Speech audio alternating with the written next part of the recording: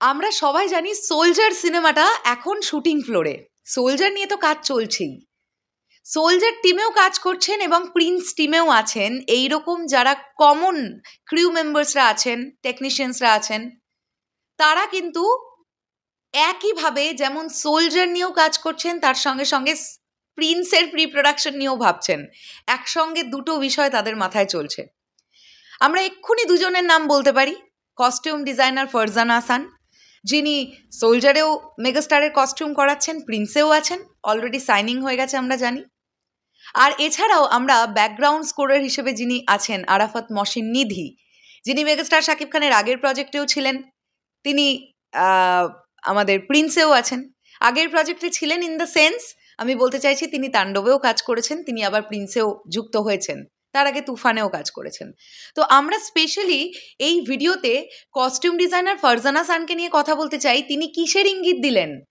তিনি কি এটাই বোঝাতে চাইলেন যে একই সঙ্গে দুটো সিনেমার কাজই তিনি করছেন? কিভাবে এই পুরো ব্যাপারটা? হ্যালো আমার সাকিবিয়ান ভাইরা বোনেরা, চলে এলাম আরও একটা নতুন ভিডিও নিয়ে। আশা করছি তোমরা সকলে খুব ভালো আছো।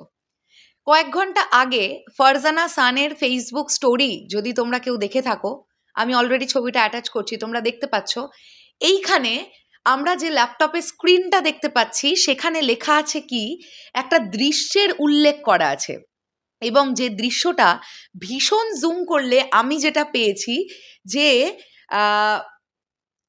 কোনো একটা রাস্তা দিয়ে হেঁটে যাচ্ছে, দুটো ছেলে ডিস্টার্ব করছে, আর পাশে কিন্তু বেশ কিছু ড্রেস, মানে চুড়িদার, কামিজের ড্রেসের কিছু স্যাম্পল দেখা যাচ্ছে।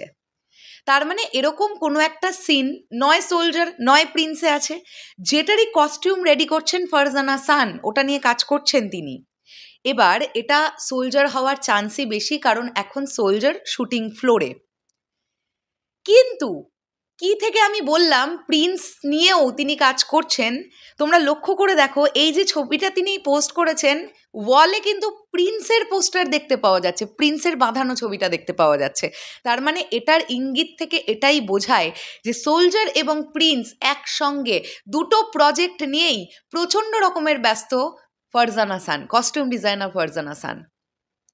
কারণ একটা সিনেমার অনেকটা বড় একটা অংশ কিন্তু কস্টিউম, চরিত্রগুলোকে কেমন দেখতে লাগছে, তাদের সাজ পোশাক কেমন হয়েছে, খুব ইম্পর্টেন্ট। তাই ফারজানা হাসান যে ডিপার্টমেন্টটাতে আছেন, ভীষণ চাপের একটা কাজ। এবং সত্যি বলতে কি, মেগাস্টার শাকিব খানকে এখন আমরা যেভাবে প্রেজেন্ট হতে দেখতে পাচ্ছি বিভিন্ন সিনেমাগুলোয়, তার চরিত্রগুলোর সঙ্গে কস্টিউম এত জাস্টিফাইড, ফারজানা হাসানের প্রতি আমাদের একটা আলাদা আস্থা জন্মে গেছে এখন।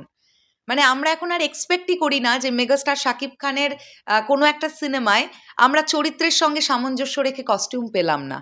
এটা আমরা এখন বিশ্বাসই করতে পারি না যখন ফারজানা হাসানের মতন একজন কস্টিউম ডিজাইনার আছেন। তো আমার মনে হলো এই বিষয়টা নিয়ে কথা বলা উচিত।